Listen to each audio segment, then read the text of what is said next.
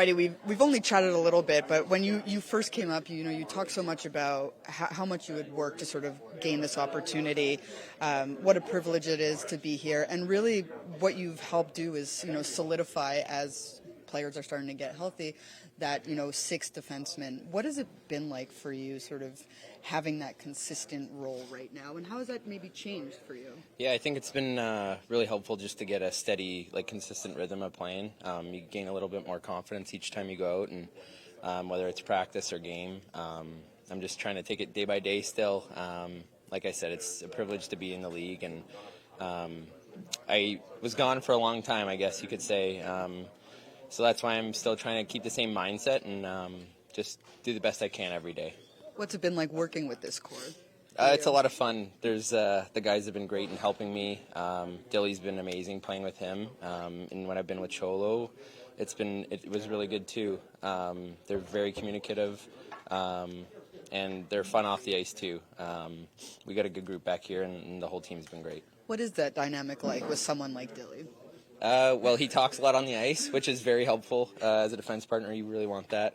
Whether he wants the puck or he's telling you to go on a certain defensive play. And then on the bench, he's very vocal and helpful in that regard. And then off the ice, too, he's been great. If I have any questions, I can always go to him. Even with Dougie, too, all the guys have been really helpful. You're saying that because he's sitting right now. I'm kidding. Yeah, I mean, he's listening. He's listening intently right now. Yeah, he is listening. And we sit on the plane together, so. Yeah. What do you feel sort of has been the biggest improvement in your game, whether with that consistent rhythm that you're talking about, whether it's read, speed, what are those things that you're seeing in yourself? I think just making sure the foundation of my game is strong defensively and not letting people behind me, whether it's good box outs, that sort of thing. And then I think just gaining a little more confidence with the puck, whether it be breakouts or transition plays. And then just trying to get more shots on net and generate a little more offense, too, as a team is a focus of ours for sure. Have you been able to build more of your confidence, too, with the feedback that you're also getting from the coaching staff throughout this year so far? Yeah, no, I think that's been a big help, too. In the past, with other coaches as the 7th, 6th defenseman, you're not normally talking to the coaches as much, but this year they've been really helpful in telling me what I need to work on or do video and that sort of thing, so it's been really helpful. And then yesterday, obviously, more skills-based practice, now more flow drills, system stuff today. How beneficial is it to kind of take what you worked on yesterday and put it into effect right away? Yeah, I think it's huge. I think there's a couple defensive lapses that we had in the last game.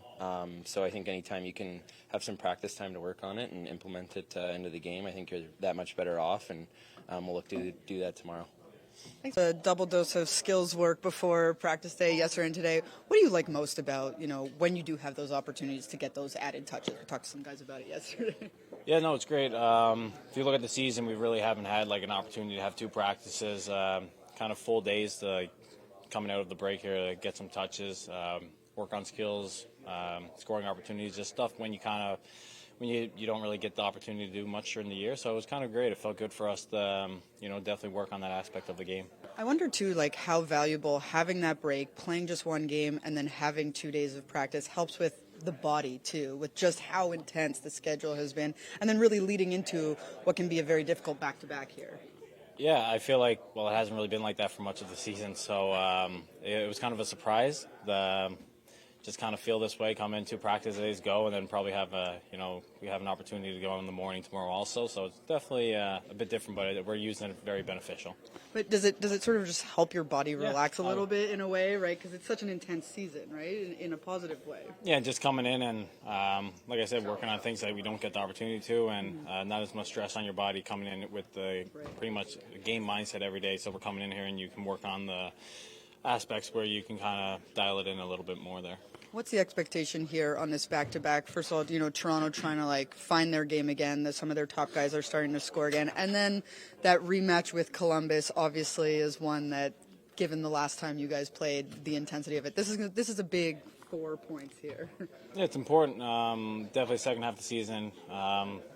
The division on our side is very tight, and we just want to make sure that we try to get as many points as we can here. They all add up in the end of the day, and they're very important. So definitely these 2 games right now, back-to-back, it's going to be super important. One of the things that Sheldon said and a couple of guys said is, if you're going to score a power play goal, score 3 goals, even strength like you guys did last game, most of the time you're going to win that game. What were the elements of that game that need to be replicated, but at the same time, what can't happen again so that you do get the 2 points in the end? Yeah, I think we had a great second period last game. We created a lot of pressure, retrieved pucks, and just played a lot in those zone. We didn't really give them much time, and that's something that we got to focus on. Whenever we play with a lot of pace and speed, that's when we're at our best. So we don't want to do the opposite of that. Why can it be sometimes hard to find that pace and speed? I think just obviously playing a lot, just making sure. Sometimes other teams, out there every night, any team can win. And sometimes you just got to find it in yourself where you can try to bring your best every game of the 82 that we play. So, but like I said, when you go out there, they're trying to do the same thing. So it's kind of just working towards who can do it better for 60 minutes. Alan White's a team-leading +9 in the last 12 games. Do you feel he's been extra hungry with this opportunity, or is this who he's kind of always been coming to the surface? That's a good question. I don't know which way to attribute it. All I would say is he's been very steady.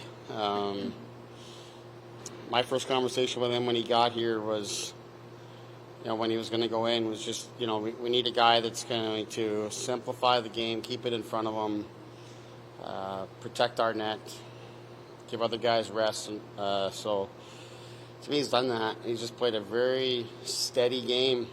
He's defensively sound. He's got a great stick. His body position's good. At a time when we've had, we've been up and down and kind of all over the place with our game and with our lineup, with the injuries and everything, he's been very consistent in his play. So that's why he's, ultimately stayed in the lineup. And it's a great lesson. I think I've said this before. It's a great lesson for any player that if you're down in Utica right now and you feel like you should be here or you should have been here, it just goes to show how valuable the defensive side of the game is, and bringing a level of consistency in who you are and what you're doing. And if you don't do that at the American League level, you probably have no chance of being able to do it at the NHL level. I think Whitey is just the same guy all the time, and he's got great personality and all that, but that's the only part of it. His play has been very reliable, and we've protected him, and his minutes haven't been too high, the matchups haven't been too difficult, but from what we've asked from him, he's delivered. We also just talked to him in the locker room. What have you seen away from the ice with him particularly? It seems like he's just a sponge absorbing stuff from Brendan Dillon. He said he's really valued the feedback he's gotten from the staff as well. Yeah, Whitey's a smart guy. I mean, I coached him when he was 16 years old, coming to the OHL in Sault Ste. Marie, and he's obviously an older, more mature guy now, but I've always thought he was a very intelligent player, and part of being intelligent is being observant, and I think he learns from others and takes in a lot of information. He's not the loudest guy, but he's got great personality. He's a very honest and genuine person. So he's an easy guy to be around, and when that's the case, guys want to help you, guys want to talk to you. So it's been great. He's been a real nice, I'd call it surprise with how he's played. And I'm thrilled for him. As I said, I've known this kid since he's not a kid no more, but since he was a kid at 16 coming into the Sioux, and obviously he hasn't played a ton of time in the NHL, but he's been very, very good for us, and the numbers show it. I think that's very well earned. Sheldon, how hopeful or how valuable do you think this sort of stretch of a week and a half where you had time off, you played just one game, you had this practice, going into what can be a difficult back-to-back scenario will be for your team here? Well, we hope it's very healthy. I think it's everything that we as coaches, everything that we would want and could ask for is maybe not 3 full days off, but the time to reset and kind of recharge and then come in, you play a game, and then you get a couple practice days where you get back at it. Now the whole league had the time off and is going to get some practice time and all that sort of stuff. But as far as it's with our game, it's everything I think that we needed. Now we just got to bring it to the ice when the puck drops. Talking about today's practice, obviously a lot of system stuff, full ice flow drills, but it seemed like you were very particular in the routes that you were wanting players to take in certain drills. Is that because of what you maybe saw against Washington that you were wanting to kind of touch back on those things again?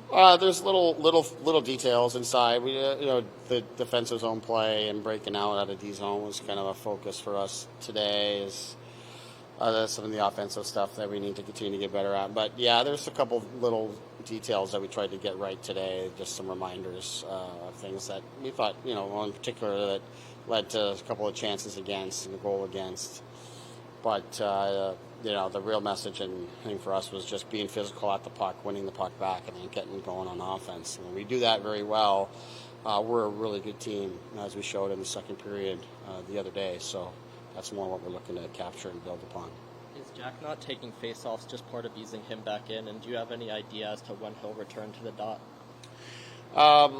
It is part of just easing him back in, and it's not. I don't think it's a physical thing. I think he's physically capable of it. It's just more of a mental piece. He's a guy who doesn't take a lot of face-offs, even when he's fully healthy.